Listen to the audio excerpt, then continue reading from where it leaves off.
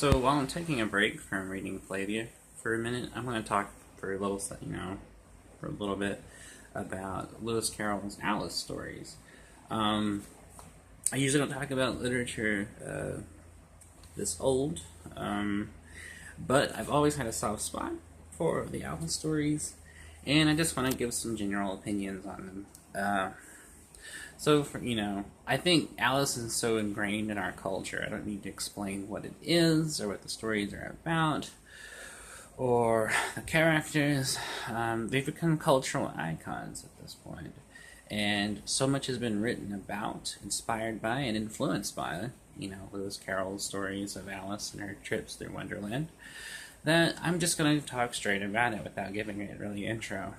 So, just as a personal history, I discovered the stories when I was very, very young. I may have been first introduced to the Walt Disney version from 1953. I believe that's the earliest one I remember seeing it, but well before I even read the source material.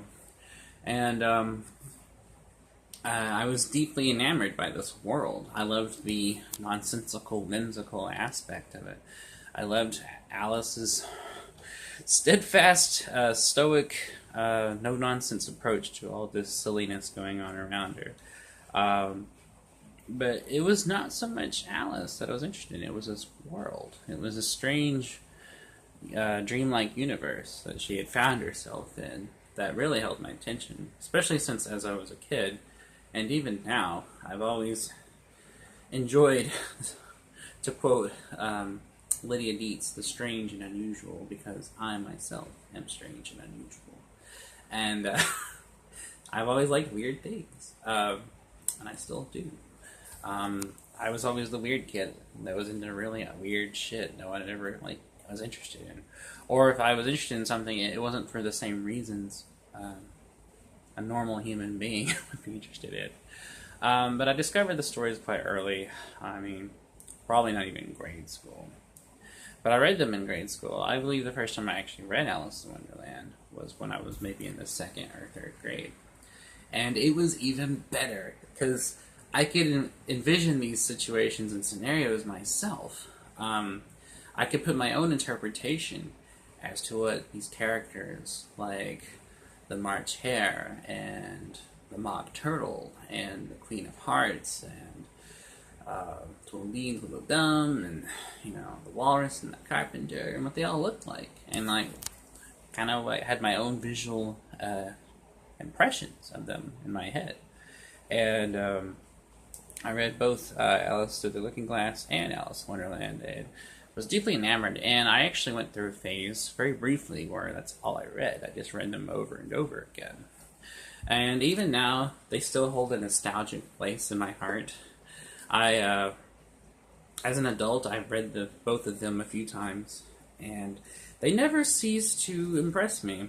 Carroll is a born storyteller. He knows how to create an interesting scenario, populated with clever wordplay, and even some downright wholesome, odd humor that is so bizarrely strange that you can't help but admire it. It's so odd and out there that you're just taken by it. And he knows how to create these interesting and likable characters in this strange, bizarre setting. And it's this kind of realistic touches he puts to these characters, the little animal traits that the animals have, and the personality traits of a character, say like the caterpillar, that make it appealing. Well, also, I like that he incorporated his nonsensical poetry in the stories, such as things like Jabberwocky, Walrus, and the Carpenter, things like that, or the Trial of the Mouse, I believe it was. And I don't know, there's something so inherently cozy and wholesome about it that I can see why it's had such an audience and such an appeal, even now. And the fact that people are still talking about it, critical essays and whole books are being written on the topic, works of literature, film, television, theater have all been influenced by it. And now we live in the age where people try to put modern reinterpretations on it. And that's happening too. So, I don't know, there's just, I just have a personal affinity to them. And I think a lot of people do, But at the same time, like, I can see where it wouldn't be someone's thing.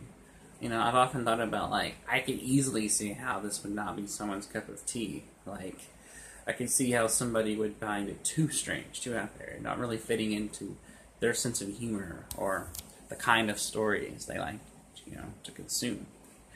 But as for me personally, it's not only a childhood favorite, it's just a literary favorite even now. And I really need to go back and reread them, because it's been a while. But every time I do read them, I always get a lot of enjoyment out of them. And like a lot of famous, stories like the Grimm's fairy tales or Hans Christian Andersen or the Oz books, they're timeless. And that's there's something so inherently not dated and timeless and universal in these characters and these stories, and how charmingly simple they are. Because that's the thing, the Alice stories aren't convoluted plots with this girl, like, in the situations. Much as Tim Burton likes to disagree. Fuck those movies. But they are simple road trips to the strange and bizarre. Going from one strange little scene to another strange little scene. And that's really all you need. And while still giving Alice a distinct and interesting personality in her own right. And that's what makes them work. And that's what makes them enjoyable. So, yeah. I think I pretty much summed up as eloquently as possible why I like them. So, but, it's hard not to.